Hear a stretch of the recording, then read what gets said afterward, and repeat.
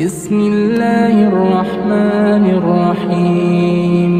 আসসালামু আলাইকুম ওয়া রাহমাতুল্লাহ। একটা সময় ছিল যখন তুমি রাতে চোখ বন্ধ করলেই একটা স্বপ্ন বারবার ফিরে আসতো। কখনো তুমি দেখেছো সবুজ একটা বাগান দিয়ে হাঁটছো, কখনো সাদা কাপড় পরা কেউ তোমাকে কিছু দিচ্ছে, কিংবা কাবা শরীফ চোখের সামনে স্পষ্ট। তাহলে হয়তো তুমি ভাবছিলে সাধারণ একটা স্বপ্ন হবে, কিন্তু তুমি কি জানো এমন তিনটি স্বপ্ন যদি বারবার ফিরে আসে তাহলে এটা নিছক ঘুমের গল্প নয়, এটা হতে পারে তোমার জীবনের সবচেয়ে বড় সুখবরের সূচনা। হ্যাঁ, ঠিক শুনেছ, আল্লাহ যখন কোনো বান্দাকে 5টি খুশির সংবাদ দিতে চান তখন তিনি তার প্রিয় বান্দাকে 3টি স্বপ্নের মাধ্যমে আগাম সংকেত পাঠান। তুমি হয়তো সেই সৌভাগ্যবান মানুষ, কিন্তু তুমি এখনো তা বুঝে ওঠোনি। প্রিয় দর্শক, তাহলে বলো তো, তুমি কি জানো গত মাসে তুমি কি স্বপ্ন দেখেছিলে, কিংবা সেই রাতে হঠাৎ কান্না করে ঘুম ভাঙলো, সেই স্বপ্নটার মানে কি ছিল? এই ভিডিওতে তুমি জানবে সেই 3টি স্বপ্ন কি, কেন বারবার ফিরে আসে, এবং কিভাবে এগুলো আল্লাহর দেওয়া 5টি খুশির সংবাদ হয়ে দাঁড়াতে পারে তোমার জীবনের জন্য। এখনই কান খোলা রাখো, হয়তো এই ভিডিও তোমার তাকদিরকে বদলে দিতে পারে। প্রথমে আমরা জেনে নিই সেই 3টি স্বপ্ন কি। 3 নাম্বার স্বপ্ন অত্যন্ত গুরুত্বপূর্ণ এবং 5টি আলামত আমাদের জীবনের জন্য অত্যন্ত প্রয়োজনীয়, তাই ভিডিওটি স্কিপ করিও না।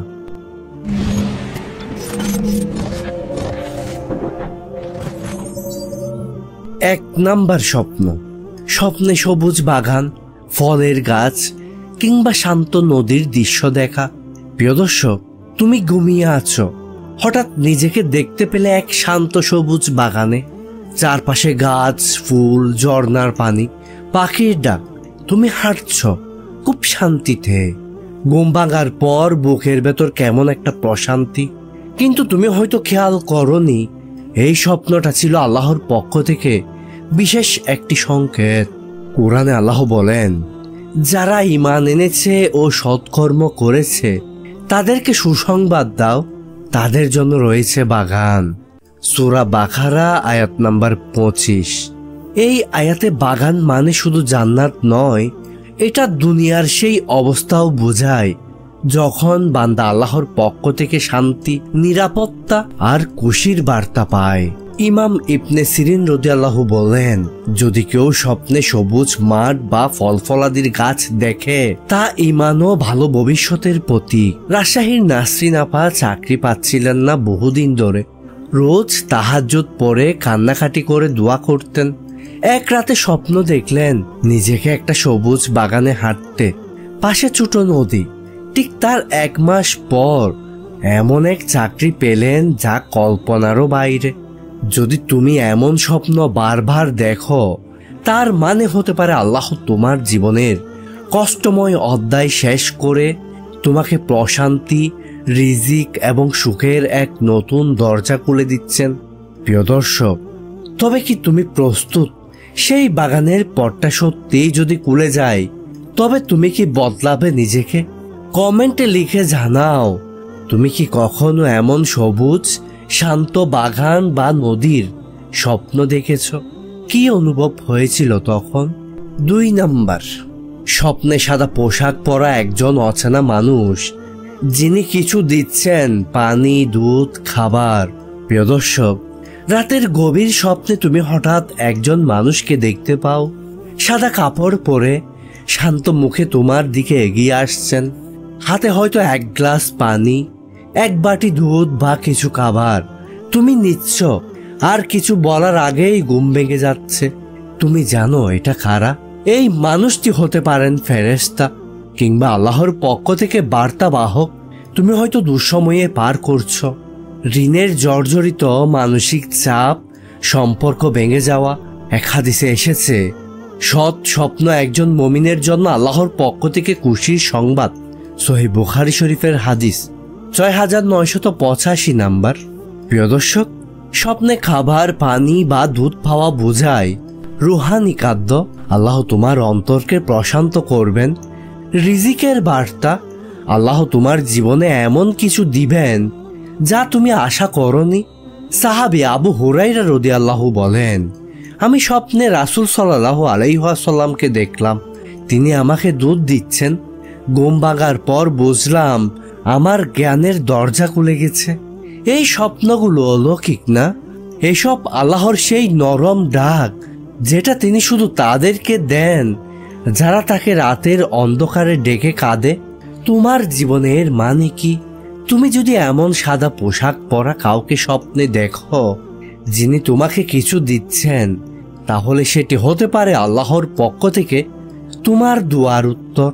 আজ যদি স্বপ্নে তোমাকে দুধ দেন, তবে কি তুমি জেগে উঠে কফি খেয়ে সেই ইঙ্গিত ভুলে যাবে, নাকি শুকর করেই সিজদায় যাবে? প্রিয় দর্শক, কমেন্টে লিখো, তুমি কি কখনো সাদা কাপড় পরা কাউকে স্বপ্নে দেখেছ?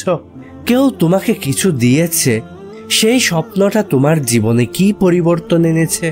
3 নাম্বার, সবচাইতে গুরুত্বপূর্ণ, স্বপ্নে কাবা শরীফ দেখা বা নামাজ আদায় করতে দেখা। প্রিয় দর্শক, রাত গভীর, তুমি ঘুমিয়ে গিয়েছ দিনের কষ্ট নিয়ে।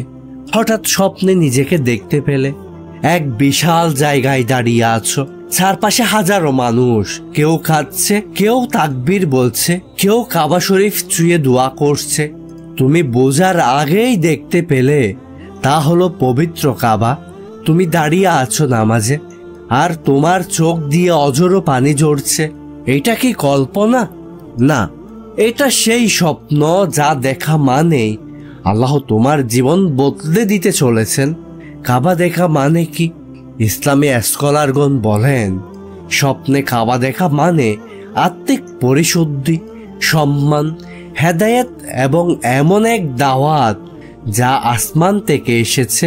সূরা আল ইমরান আয়াত নাম্বার 96 আল্লাহ বলেন, মানুষের জন্য প্রতিষ্ঠিত সর্বোত্তম গড় ছিল মক্কা, যা বরকতময় ও হিদায়েতের উৎস। তাফসির স্কলার ইবনে কাসির রাদিয়াল্লাহু বলেন, যে ব্যক্তি স্বপ্নে কাবা দেখে তার জীবনে আল্লাহ 3টি বিষয় দেন। 1 নাম্বার, গুনাহ মাফের সুযোগ। 2 নাম্বার, আখিরাতের মর্যাদা। 3 নাম্বার, দুনিয়ার সম্মান ও রুহানিয়াত। প্রিয় দর্শক, সিলেটের মেহেজাবিন নামে এক ব্যক্তি এক রাতে স্বপ্নে নিজেকে কাবার সামনে কাঁদতে দেখেন। সকালবেলা তিনি রুটিন মতো অফিসে গেলেন। হঠাৎ কল আসে, সৌদি থেকে তার ভিসা অ্যাকসেপ্ট হয়েছে, তিনি হজে যেতে পারছেন। এই স্বপ্নের পেছনে কি বার্তা লুকিয়ে আছে? তুমি যদি কাবা দেখতে পাও, তার মানে তোমার হৃদয়কে আল্লাহ টেনে নিচ্ছেন তার দিকে। তুমি পাপের পথে থাকলেও তিনি তোমাকে ফিরিয়ে আনতে চান। তুমি ভালো থেকেও কান্না করছো, তবে তিনি তোমাকে শান্তি দিতে চান। এটা কেবল হজের সংকেত না, এটা হলো আল্লাহর প্রেমের ডাক। তুমি স্বপ্নে যদি কাবা দেখে চোখ ভিজে যাও, তবে বাস্তবে নামাজে কেন কান্না আসছে না? তুমি যদি ঘুমে তার ঘর দেখতে পাও, তবে জেগে উঠে কেন নিজের ঘরটা ঠিক করো না তার জন্য? আল্লাহ যদি স্বপ্নে তোমাকে কাবার দিকে টানেন, তবে কি তুমি এখনো মুখ ফিরিয়ে থাকবে? প্রিয় দর্শক, কমেন্ট করে বলো, তুমি কি কখনো কাবা শরীফ বা নামাজ পড়তে দেখেছো স্বপ্নে? এই স্বপ্নটা তোমাকে কতটা নাড়িয়ে দিয়েছিল? প্রতিটা মুমিনের জীবনে এমন স্বপ্ন আসা দরকার। সবাই বলুন আমিন। প্রিয় ভাই ও বোন, এখন জেনে নিই সেই 5টি আলামত কি, যে আলামতগুলো সবার জীবনে অত্যন্ত প্রয়োজন। 1 নাম্বার, তুমি হঠাৎ নিজেকে গুনাহ থেকে দূরে টেনে নিতে শুরু করো, যদিও কেউ ছাপে দেয়নি। প্রিয় দর্শক, তুমি হয়তো এমন একটা সময় পার করছো যেখানে রাত জেগে স্ক্রল করা, ফেসবুকে হারিয়ে যাওয়া, হারাম কিছুতে চোখ ফেলে রাখা, এইসব ছিল তোমার অভ্যাস। কিন্তু হঠাৎ একদিন তুমি নিজের কাছেই বিস্মিত, না, আমি আর এটা করতে পারবো না। বুকের ভেতর অদ্ভুত একটা ভয়, একটা খালি খালি অনুভব। এটা কি তোমার ভেতরের বদল? না, এটা সেই মুহূর্ত যখন আল্লাহ তোমাকে খুশির সংবাদ দেওয়ার আগে তোমার আত্মাকে প্রস্তুত করে তোলেন। সূরা বাকারার 222 নম্বর আয়াতে আল্লাহ সুবহানাহু ওয়া তাআলা বলেন, নিশ্চয় আল্লাহ ভালোবাসেন তওবাকারী ও যারা নিজেকে পবিত্র রাখে। প্রিয় দর্শক, তুমি যখন গুনাহ থেকে দূরে সরো অকারণেই স্বতঃস্ফূর্তভাবে, তখন বুঝবে আল্লাহ তোমার প্রতি এক বিশেষ পরিকল্পনা শুরু করেছেন। তোমাকে তিনি এমন কিছু দিতে চান যা গুনাহের ভারে দেবে না, বরং পবিত্র অবস্থায় গ্রহণ করবে। কক্সবাজারের আরিফ ভাই নামে যিনি ছিলেন টিকটকে আসক্ত, একদিন হঠাৎ ভিডিও দেখতে গিয়ে বুকে অস্থিরতা অনুভব করলেন। মোবাইল বন্ধ করে দিলেন, কেঁদে কেঁদে নামাজে দাঁড়িয়ে গেলেন। সেই রাতেই প্রথম তাহাজ্জুদ পড়লেন।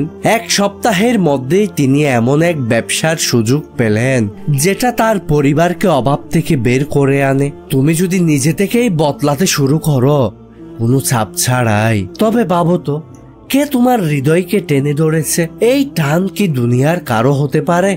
কমেন্টে করে বলো, কখনো কি এমন হয়েছে তুমি নিজে থেকে হারাম কিছু থেকে ফিরে এসেছো অথচ কেউ কিছু বলেনি? কি ঘটেছিল সেই রাতে?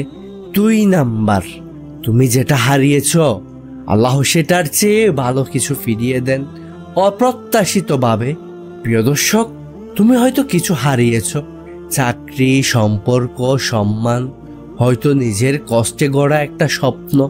তুমি ভেঙে পড়েছো, প্রশ্ন করেছো আল্লাহ কেন কেন এমন করলে? কিন্তু কয়েক সপ্তাহ বা কয়েক মাস পর একদিন তুমি পেছনে তাকিয়ে দেখলে, আরে আমি তো যা হারিয়েছি আল্লাহ তার চেয়েও ভালো কিছু দিয়েছেন।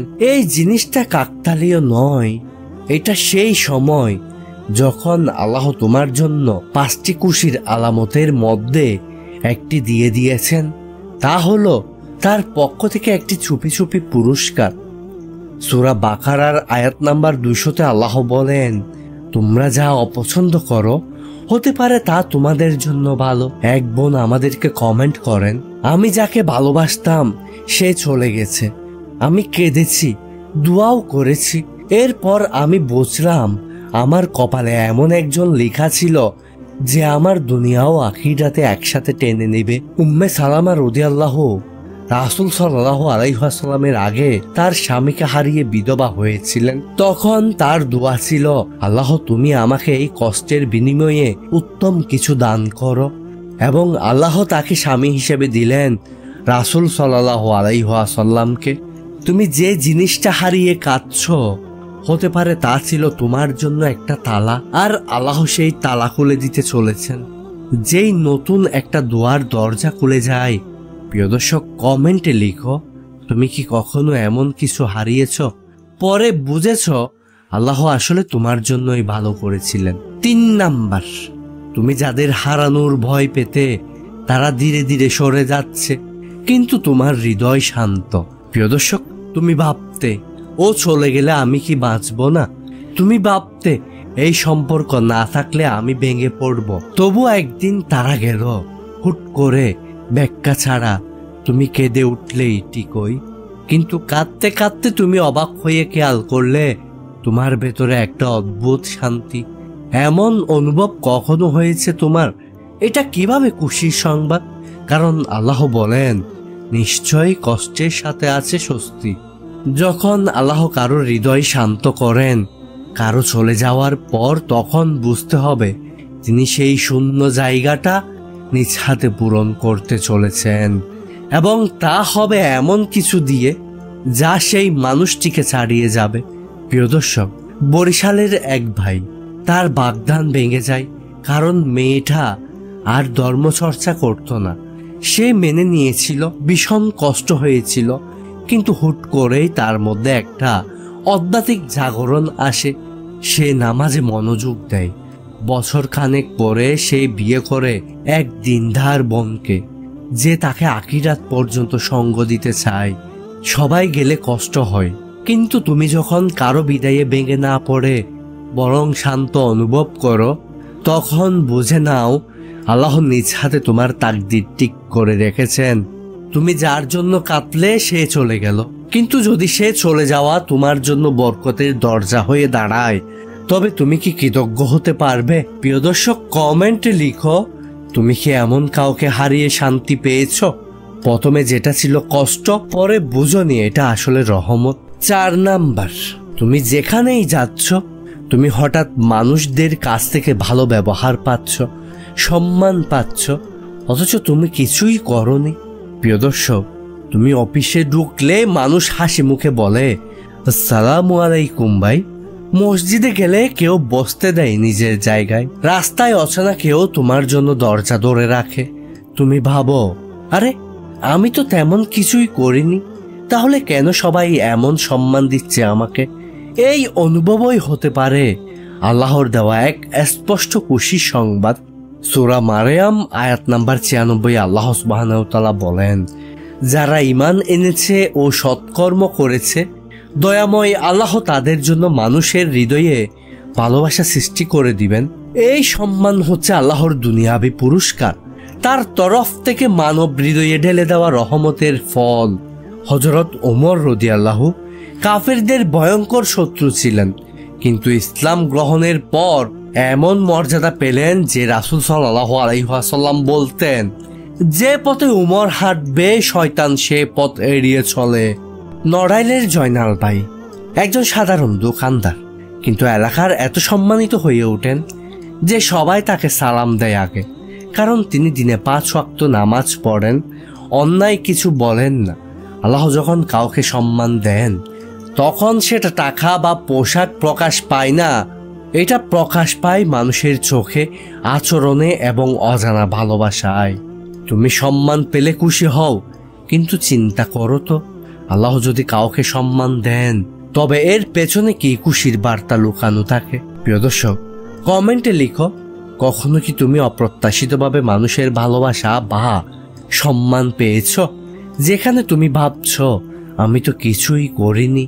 5 নাম্বার সবচেয়ে গুরুত্বপূর্ণ, তুমি হঠাৎ অতীতের গুনাহ মনে করে কাঁদতে শুরু করো, যদিও তোমাকে মনে করায়নি কেউ। প্রিয় দর্শক, রাতের গভীরে কিংবা স্নান করার সময় হঠাৎ মনে পড়ে গেল ওই দিনটা, ওই কাজটা যেটা আমি কাউকে বলিনি।